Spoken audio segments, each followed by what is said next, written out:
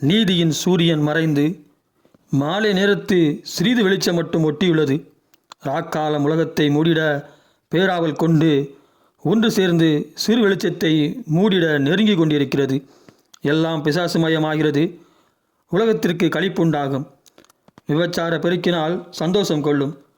மனிதன் நினைத்ததெல்லாம் செய்து முடிப்பான். வான்வெளியில் கூடு கட்டுவான். இறைவன் மறக்கப்படுவான். உலகில் தெய்வம் என்று சொல்லப்பட்டதெல்லாம் மனிதன் மறந்து விடுவான்.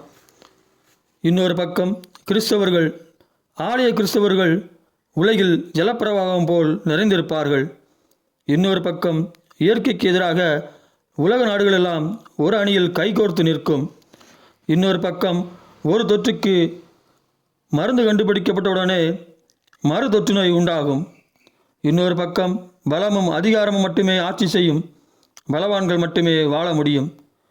ஏனெனில் கர்த்தர் மௌனமாயிருக்கிறார். அவர் தம்முடைய முகத்தை திருப்பிக் கொண்டார். ஐயோ, ராக்காலம் வரப்போகிறது. கர்த்தரை தேடுகிறவன் யார்? கர்த்தரை தன் இரட்சகராக கொண்டவன் யார்?